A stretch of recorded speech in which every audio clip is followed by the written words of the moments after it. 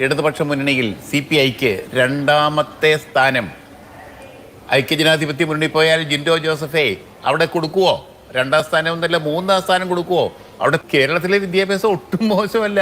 കേരളത്തിലെ പള്ളിക്കൂടങ്ങളൊക്കെ ചെന്ന് നോക്കണം, സർക്കാർ പള്ളിക്കൂടത്തിലൊക്കെ ചെന്ന് നോക്കണം. എത്ര കഴിഞ്ഞ കുറേ വർഷങ്ങൾ കൊണ്ട് എന്ത് ഗംഭീരമാണെന്നറിയാമോ? ഇന്റർനാഷണൽ ലെവലിലാണ്, അന്തർദേശീയ തലത്തിലാണ് കേരളത്തിലെ സ്കൂളുകൾ. സർക്കാർ സ്കൂളുകൾ ഇന്ന് ലോക നിലവാരത്തിലുള്ളതാണ്.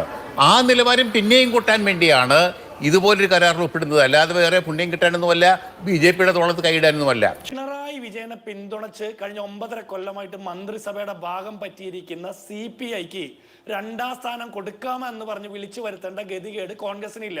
ഈ 9.5 കൊല്ലമായിട്ട് തെരുവ് നിറഞ്ഞ് സമരം ചെയ്യുന്ന കോൺഗ്രസിനും UDFനും CPIയെ ക്ഷണിച്ചു വരുത്തി രണ്ടാം സ്ഥാനം കൊടുക്കാമെന്ന് പറയേണ്ട കാര്യമില്ല. ഒരു കാര്യം പറയാം, 2 മുഖ്യമന്ത്രിമാരെ CPIയുടെ ചരിത്രത്തിൽ കേരളത്തിൽ കൊടുത്തത് കോൺഗ്രസിന്റെ പിന്തുണയോടെയാ, കോൺഗ്രസിന്റെ സഹായത്തിലാ. അത് CPI മറക്കണ്ട, അത് ജേക്കബ് ജോർജ് സാറും മറക്കാൻ പാടില്ല. CPIക്ക് കേരളത്തിൽ കിട്ടാവുന്ന ഏറ്റവും വലിയ റെസ്പെക്ട് കൊടുത്തത് ഇന്ത്യൻ നാഷണൽ കോൺഗ്രസ്സാണ്. എന്റെ പ്രശ്നം എന്താണെന്നറിയോ? കേരളത്തിലെ വിദ്യാലയങ്ങൾ, പൊതുവിദ്യാലയങ്ങൾ മുഴുവൻ ഇന്റർനാഷണൽ നിലവാരത്തിലാണെന്ന് പറയുമ്പോൾ, കേരളത്തിലെ വിദ്യാഭ്യാസ മന്ത്രി പോലും 5 സ്റ്റാർ ഹോട്ടൽ സമാനമാണെന്ന് പറയുമ്പോൾ, അല്പം മുമ്പ് പറഞ്ഞ പോലെ ക്ലാസ് റൂമിനകത്ത് പാമ്പ് കടിയേൽക്കുന്ന കുട്ടിയെ കുറിച്ചിട്ട് നമ്മൾ ചർച്ച ചെയ്യാതെ പോകുന്നുണ്ട്. ഉച്ചക്കഞ്ഞിക്ക് പണമില്ലാത്തതും ഉച്ചക്കഞ്ഞി വെച്ചവർക്ക് ശമ്പളം കൊടുക്കാത്തതും നമ്മൾ ചർച്ച ചെയ്യുന്നില്ല. എങ്കിലും ജേക്കബ് ജോർജ് സാർ പറഞ്ഞതിനെ ഞാൻ അങ്ങ് എടുക്കുക. ഈ ഇന്റർനാഷണൽ നിലവാരത്തിലുള്ള സ്കൂളിന്റെ നിലവാരം വീണ്ടും വർദ്ധിപ്പിക്കാൻ വേണ്ടിയിട്ടാണ് PM ശ്രീയിൽ ഒപ്പിട്ടതെന്നാണല്ലോ താങ്കൾ പറഞ്ഞത്.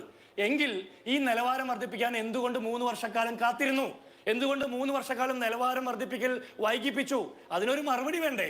3 വർഷക്കാലം നമ്മൾ അമേരിക്കയോട് ഏറ്റുമുട്ടുന്നു. പൊതുവിദ്യാഭ്യാസ, പൊതുജനാരോഗ്യ, പൊതുവിതരണ രംഗത്ത് 70കളിൽ 1ാം സ്ഥാനത്തെത്തിയ കേരള സർക്കാർ, ഇന്നും അമേരിക്കയെ കവച്ചു വെക്കുന്നുവെന്ന് മുഖ്യമന്ത്രി അവകാശപ്പെടുന്ന കേരളം, ഇനി നമ്മൾ നരേന്ദ്രമോദിയുടെ മറ്റേ സെൽഫി സ്റ്റാൻഡ് കൊണ്ടുവന്ന് വെച്ചിട്ട് വേണോ നമ്മുടെ സ്കൂളുകളുടെ അടിസ്ഥാന സൗകര്യം വികസിപ്പിക്കാൻ?